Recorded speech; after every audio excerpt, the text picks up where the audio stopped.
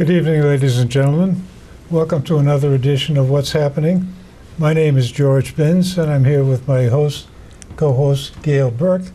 We're very pleased to have with us tonight another repeat performance with the Superintendent of the Beverly School District, Dr. Stephen Hershey, and the Assistant Superintendent, Sue Chorocek. Yep. Now, the last time we got together, we were talking about Common Core, Park, and so forth, and I came away from that with some different thinking. One, I think we got to the understanding that this talk about teaching to the test is really a misunderstanding, because both Pearson, who controls the Park, and OECD, who controls the PISA test, won't give out the test because they use the same questions over and over again. So really what's happening in the city and towns in Massachusetts is the state of Massachusetts takes Common Core and converts it into the Massachusetts framework and expect the districts to teach to that framework. Now, they have some flexibility in putting together this framework from the Common Core, and then the districts themselves have some flexibility in how they teach it and what they teach and what order they teach it in. So it's a little different understanding. The other concern I think that came out of it is MCAS is getting a little tired. It's old. It's been around a while. Quite controversial when that came on the scene. And the question right now is, do we replace MCAS with an updated version of it? Or do we go to Park? Or my preference is, if the gold standard is the PISA test, why don't we all just go to PISA? And for the uninitiated in the crowd, PISA is the Program for International Student Assessment, and this is the one that's used worldwide, and this gets all the controversy going about where the United States stands relative to the rest of the developed countries. So that was my take on the show. Did I get it right? Yeah, I would say it's pretty accurate as to what the frameworks really are, what Common Core is, the flexibility that we have. I think the only thing that I would add is we were with the commissioner this summer. So the decision on Park is going to be in November. And at least what we heard was they're genuinely examining whether Park is going to be the right test or not. They've certainly done a lot of different outreach to communities to get input. He was there with the superintendents this summer to get input. I think what you said about MCAS being tired, I think we all agree with that. It lost its luster probably 4 or 5 years ago from the standpoint that it's actually a 20th century test. So we're in the 21st century. To test kids in the way MCAS was testing doesn't make sense from the standpoint of what we're doing instructionally right now, as well as we're preparing kids for the future. That's not the way they're going to function, being able to regurgitate. Well, I would take exception to that, because the problem with Park is that it was never properly vetted, whereas the MCAS was put together by educators. It was put out there for the public to look at, to question, to see what it was all about, and they worked on it publicly for several years before it was instituted. But the MCAS that you're talking about that went through that process was based on a different set of framework than we have, a different mass curriculum framework than we have right now. Because the frameworks would change. I think what George and Steve were referring to is that the test items and the test itself were based on a different set of standards. So it's tired in that it's not really measuring what we're actually teaching in our classrooms right now. Well, because Common Core entered into it, and Common Core is geared towards Park. And the problem with both Common Core and Park is that it has never been put before the public as to what it is. There's a lot of confusion. Yep. There have been these forums that are being conducted by the Department of Education, but if you watch them or if you've attended them, they give each person in the audience, and many of them are teachers, 3 minutes. There's no back and forth. It's all, they get up, they give their little spiel, and they sit down. And the Department of Education and the commissioner sit there. So you don't know, there's no debate, there's no back and forth. You don't know, are they absorbing it? Are they just taking it in and say, oh, we're going to do it anyway? So the important thing is that whether or not we have the second coming of MCAS or we have PARC, it needs to be a different test, not because of the frameworks, but anything that was developed in the late 90s, which is when MCAS was, and the frameworks, is no longer what is up to date for what kids need to have for their futures going into college. So even the Well, that's readiness for debatable. high school are very different now. But the kids haven't changed. No, but what the kids will be doing in the workplace has The changed world around them dramatically. has changed. So It's just changed technology alone. to some degree, and I understand about the technology Yep. part, but Yep. when you throw the baby out with the bathwater is what happened with the MCAS. The MCAS is what propelled Massachusetts into being number one. Right, but it had gotten to the point where kids were stale on MCAS too, taking Then you that change the MCAS. same, and that's one of the And that options. didn't That is happen. one of That's the one of the options. options that Massachusetts is looking at. So they will either do PARC or they will do a updated MCAS. Well, unfortunately, what is the cost of PARC? Because can it be reversed, or are we so into PARC that it's impossible to have anything else? Well, all we can say is what we're hearing from the DESE and what they are saying, and you have to include the Secretary of Education Right. in this mix now, Of who course. is a new person to the position. The Secretary of Education, oh, you mean in Jim Pizer. Massachusetts? Yep. Yeah, Yeah. yeah. You have a different group of people that are actually doing the examination from the standpoint of whether to do PARC or do the next MCAS. I think the other thing that you can't minimize is we're about to enter a presidential campaign, and at least the last two presidential campaigns have had dramatic effects on what the expectations are across this nation from the standpoint of education. So if we have a third time in a row of a president coming in on an education platform, we don't know what that will do. So No Child Left Behind is still around, but it's not really. We are now in a race to the top under the president, and then if form follows the way it has been over the last few years, we may be entering something else. What that will be, I don't know. But we can't minimize the fact that in at least the last two presidential campaigns, we have had a significant shift of what's going on for education in this country. Well, every president has to have an education program, Right. otherwise he's not with the times. Right, correct. Now, back to the issue of PARC. Beverly was a test case for We were. PARC. What was your experience with that test? Have you seen the results yet? We have not seen results yet, but we did get feedback from the principals and from students and from the teachers who did the implementation of the PARC at the building levels. Yep. It went, I think, better in terms of our ability to have students get online and take the assessment. I think it took longer than we had hoped. It was Why? it was just a long because we rolled the way that we rolled it out. We did it one grade level at a time, so that we would make sure that they would have plenty of bandwidth and access on the devices that they were using.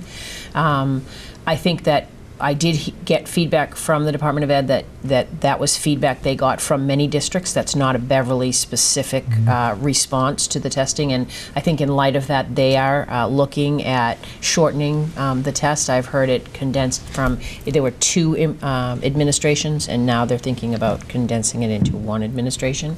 Recently, you've got a budget through for, what, $500,000 to upgrade the technology. That was actually this past year, Yeah. but that wasn't a request for PARC. That was No, I actually a understand, but request- Yeah. is that enough, or do we have to do that again? We have more infusion coming in this year, and what we're trying to do is build a fund in our line item budget that is in the neighborhood of $400,000 or $500,000 each year permanently. Oh, okay. Largely because when we get the new high-tech middle school on top of the high-tech high school and on top of what we're doing at the elementary schools for kids for day-to-day instruction, we need to be able to refresh that and be in a cycle of refreshment that doesn't say every so many years we're asking for $2 million, because that it needs to be sustainable. So that's what we're doing. We're looking at stuff internally. You're saying it's an ongoing maintenance cost? Absolutely. Okay. Absolutely. One of the reasons that you adopted Park in the first place was because you would get a more rapid feedback on the scores, so that Yep. they would be Yep. in place by the beginning of the school year. That was the Apparently, hope. that hasn't happened. It has There's not actually yet. two pieces to that we said at the last show that Yeah. we were hoping to get out of this. One was less testing time, and the other one was more rapid feedback. So what happens if you don't get that? So we've been very vocal across the state, not just us, about both of those issues, and we will continue to be very vocal about that, because even if they change to MCAS, second round of MCAS, that needs to change. We need more rapid return on scores, and we also need a shorter test, because What was right the- now we're losing a lot of instructional time. What was the typical turn time for an MCAS test? We would normally have some preliminary results back, probably, we would get a first round at the end of June, but it was only, for the district, and then we would get some, we would have to sort of clean the data and make sure that it was right. We'd get a little bit more back in August, and I think that student results were embargoed, but released from embargo around the end of September. Yeah, typical, once they got it down, was the end of September, early October, when they were actually available for public I've seen some consumption. criticism that really it's too late to get it at the beginning of the school year. You So we- really ought to have the test results back by Thanksgiving, Right. so that the teacher who gave the test Can make adjustments. and Right. can make the adjustments But remember, that year. we talked a little bit about this in the last show Yeah. as well. We in Beverly, in terms of curriculum and instruction, we rely on our own benchmarks that we have created. We Yeah. have teachers who have done the work of taking a look at backwards designing the lessons and units that they're teaching and creating their own assessments. So we're not waiting for any standardized assessment to come back from the state to determine how we're doing. We are making adjustments to instruction Okay, all that raises along. the question then, what's the value of Park or MCAS? I think it allows you to compare yourself across the state and compare yourself. I mean, originally, when there was a plan for Park nationally, there was a hope that there would be some ability to tell how Massachusetts does versus any other state in the union. I think that what happens is that we have a luxury of the fact that our kids do well. So because our kids do well, we can focus on project-based learning, which we think Right. is a huge assessment piece that we need to do around how our kids are really doing, because they're actually demonstrating how they're doing. But if our kids were not doing as well, we would be much more married to not having the flexibility to make adjustments in the frameworks and to make adjustments in the test. Well, when you say you make adjustments, now, Common Core is copyrighted. So when it's copyrighted, there are very few changes that you can make to it. Right, but it's only a framework. Right. So we have many adjustments we can take as we fill in the gaps between what the framework says. But this is a violation of state rights, For what? because it is copyrighted. No, And if it's you so don't a standard is what's follow it. copyright. So you look at what we do The and what Common every Core district standards, does. yes. Right. So you pull out the standard, and a group of teachers will sit around and they will read that standard, and they will try to determine that's the outcome. That's what you want students to know at the end of your unit. Right. So the flexibility that you talked about in designing and delivering that instruction, there's nowhere that it says you have to do it this way, or this way. So that's when we decide. So what will it look like if if the standard says says that students can decompose whole numbers, under 1,000. So what does that look like and what does that mean? And so teachers have those conversations. They design an assessment that would measure students' ability to do that kind of flexible thinking within math, and then they create an assessment that would measure that, and then they decide what their lessons are. So But how does that work when you're giving the PARC test? the In PARC other words- is their own. The PARC is a measure of whether or not students have learned what you wanted them to learn. Right. It's not the lesson. Right, I don't- understand that. Right. But the PARC test is what drives the curriculum. No. No. The standards, the Massachusetts Well- curriculum frameworks is what drives Okay. the curriculum. So that drives it. But it has to be somehow coordinated with the Yeah. PARC The testing. PARC is just a measure of how we're Hopefully- Right. doing on that. But if Hopefully you- Park if- is asking the questions that are in the Correct. Well, standard. Correct. hopefully. Yeah. How do you know? Because you don't know what the questions are on We the don't. PARC. No. Well, because we know what the standards are. So we take a look at what the standard is, and if a student is supposed to be able to perform this level of expectation on this standard, the teacher's role is to design assessments and lessons and units that lead to that level of understanding, so that when they take that PARC test, they're ready and prepared. We don't prepare them for the test. We prepare them with the knowledge of what's in the standards. So how, okay, so how does each teacher, the kids are going to be taking the same test. Do the teachers all coordinate Yes, with that's other a great teachers? question. So we have spent a lot of time designing Okay. opportunities for teachers to collaborate, to spend time in professional development, understanding what those curriculum frameworks mean, and understanding and identifying the best strategies and pedagogy to deliver instruction, and often common plan those lessons. Now that doesn't mean that if you and George both planned a lesson together, if I walked in your classroom, it would look identical to the way it looks with Right. George, but the components and the strategies that we Would have to be the identify same. would be And the part of expected the outcome unit and the is the expected same. outcomes. And then we provide a common assessment Okay. to see, so Gail's class has taken this common assessment and George's class has taken this common assessment. This common How have we assessment, is done? that a homegrown thing or is this a Park? It depends on the topic or the content area, but I would say the majority of our common assessments are teacher created. And we're much better at doing common assessments now as compared to when I was a teacher, where there were 5 of us teaching geometry, and we may or may not know whether one's doing the same thing that the other's doing or covering the same Are these material. common assessments district-wide or just So, school-wide? the common assessments are across the whole district. So all the first grade students in Beverly take the same common assessments in the areas of math and the areas of literacy.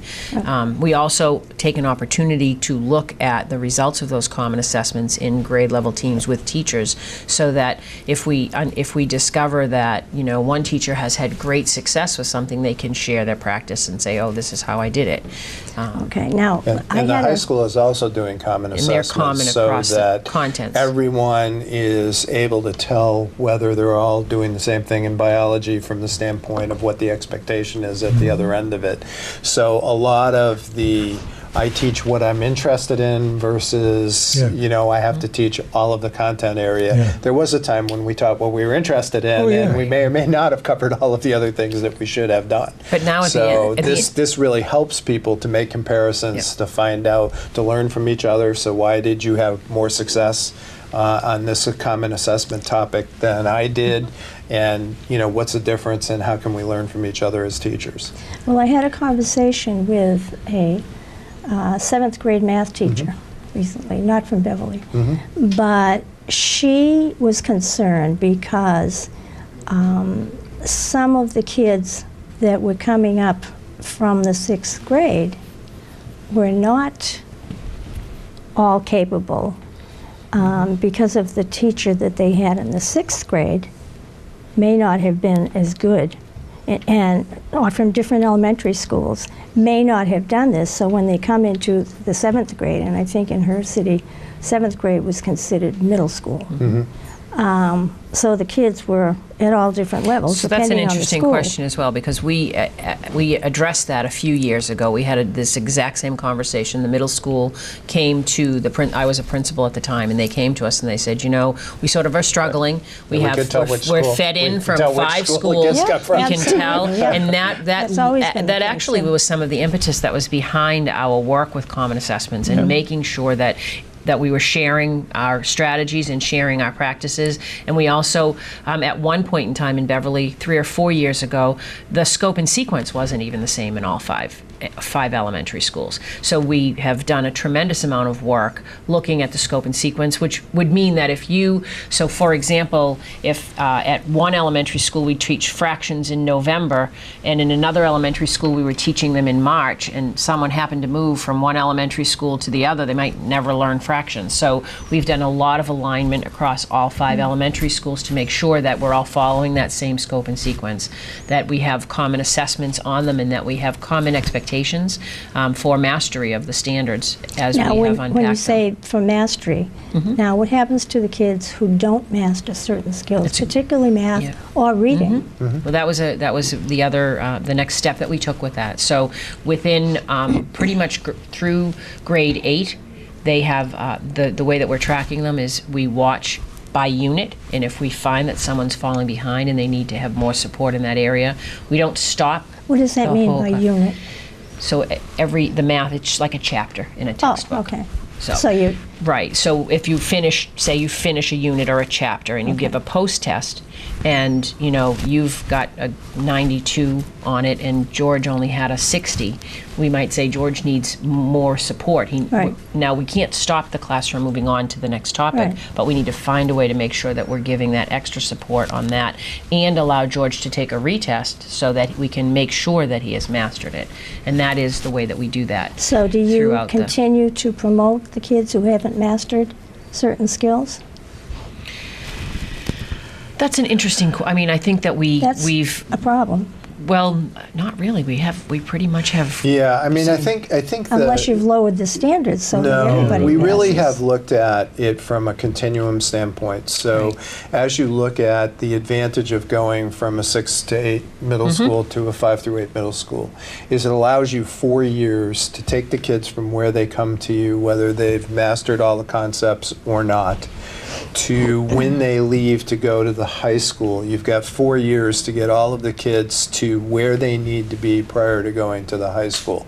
So rather than looking at them as discrete years, we're looking at it as a continuum while they're in a school, and then the services can be administered for kids to help them get supported so that when they leave, they're all pretty much in the same place.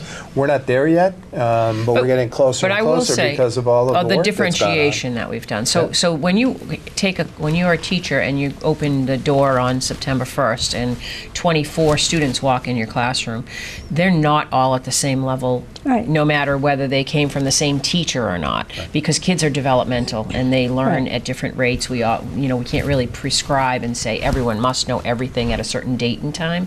Our goal is to make sure that we identify what they need to know and that we keep building the foundational skills that they need as they go along. So in all of our classrooms, we're differentiating our instruction, which means that 80% of our instruction in all of our elementary schools takes place more in a small group method than in a whole group. So the days of this teacher standing in front and talking from 8 o'clock until 2 o'clock and delivering instruction one way doesn't exist anymore. So students throughout the day are flexibly grouped into various groups, and the skills are addressed at the level that the students are at. So that way, if someone hasn't totally mastered the skills in 3rd grade, but yet they go to 4th grade, we spend time in 4th grade making sure that we're filling in those gaps through our differentiated instruction and catching them And up. I think one of the things that I've learned over the 40-some-odd years I've been doing this is that the kids really do reach the bar we set for them. And so the last thing we want to do is what you suggested. We are not watering down. We need to keep the bar high because the kids will meet the bar that we set. And if we set a low bar, they'll hit the low bar. But we really need to make sure that the kids are clear on what they have to do and make sure that they work towards it and that we provide the resources that they need. Well, when I said that you might be lowering the bar, for instance, the teaching of algebra. Now, I'm not sure what grade it used to be. Was it 7th grade it used to be taught? No. Eighth. 8th grade. 8th grade. So, Eighth for some grade. students, get it in 8th grade. 7th and the- grade is pre-algebra, 8th Right. grade is We get some algebra Okay. now. The issue that we all ran into when we moved algebra to the 8th grade is developmentally some really bright kids aren't ready for algebra. So the dilemma is that we need to provide, which we have, multiple ways in which you get through algebra. Because particularly dealing with abstract word problems, etc., some kids just need a little more maturity in their thinking skills than what they have necessarily in the 8th grade. So, One other question I had was, do you use scripted reading? what do you mean by scripted reading? Reading where the commercial reading program, not the classroom teacher, determines what the teacher says during instruction. You don't use that at all? No. Because that is used by some in Common Core. So our I can't core think of any place I've been that No. we use that. Our core reading program in Beverly is Reading Street. It's a K through 5. That's for our K through 5 students. They have it is used as a primary resource. But again, all instruction in literacy, just like in math, is in small group. So the teacher assesses who's sitting at her table at that time and tailors her instruction. So the texts are leveled to meet the right lexile level for the students that are sitting in front of them if it need be. There are, we utilize trade books in our reciprocal teaching groups, so students are matched with other students in workstations and they do reciprocal teaching. But no, we don't. Okay. There is if they wanted to, there was a script, but we don't. Now, you know that there's still a lot of controversy about Common Core. And you know that there's a movement to eliminate Common Core in Massachusetts. Oh, I think this is where I get into a problem with this whole concept. And I did drag out the latest issue of Scientific American, and I'm You going to actually get get to that, it. You Jared? got Oh, that? yeah. And one I of the think you've given issues, me most of your copies, haven't you? Yeah. I still get it. One of the most important issues that comes in is what is in the standards. And they're talking in this particular issue, kids are scientists too. They're talking about the next generation science standards. And the guy that writes this article gives an example of one of the questions. Let me quote it for you. Students who demonstrate understanding can analyze geoscientific data and the results from global climate models to make an evidence-based forecast of the current rate of global or regional climate change and associated future impact of the system. Sounds good. Being a nut about global warming myself, I get to be very sensitive to this issue because the models are chaotic. The classic example is Sandy came up the coast, 6 models said it's going to go Right. east, 1 said it's going to make a left turn into Atlantic City. They didn't believe that one. Georgia, I'm going to have to cut I know, you but off. let me finish one word. Finish the one storm word. that came up in the last winter, they said, oh, we're going to believe the European model. That didn't work. So where do the kids get this understanding of what's really behind this stuff, and how do we avoid people that put in their biases? I think we'll say that for the next show. That is a good question. Would you come back again? We're going to do some more. Okay. But, well, We'll the- think on that one. the We'll do la- some reflection. The Yeah. last, think about that, but the last thing I want to know is, what do we have to do in Beverly to get a Common Core forum put out to answer some of these questions that we've asked you, but the public still is questioning? They still don't understand I it. got to tune in. Thought we were here talking about Common Well, Core. yeah, but I mean, that's true. Yeah. But I think it's important for you to have some kind of a forum where you can have some kind of a back and forth from the general public. I think the And dilemma. that's never been done. Well, I think the dilemma with that is whether or not we're going to have the Common Core right or not really resides with the state. We can't choose not to do the Common Core because it's But a you have to, Massachusetts the people who framework. pay for it need to understand it, and they're not doing that. But I think the forum's at the state level. Yep. So I do. Okay. We'll finish this discussion next All right. time. We will. Well, Next thank you time. very much keep for saying being next here. time. I know. Well, it's a very important this is good subject stuff, I to talk think. about. Yeah. Thank you Thank very you. much for Thank being you. here. Yeah, thank you. For being on the hot seat, and we'd love to put you on the hot seat again. And thank you to the viewing audience. We hope that we have been informative tonight. We hope you've learned a little bit more about Common Core. And call your superintendent. Tell him that we need to have a forum. Thank you and good night. Good night. Good night.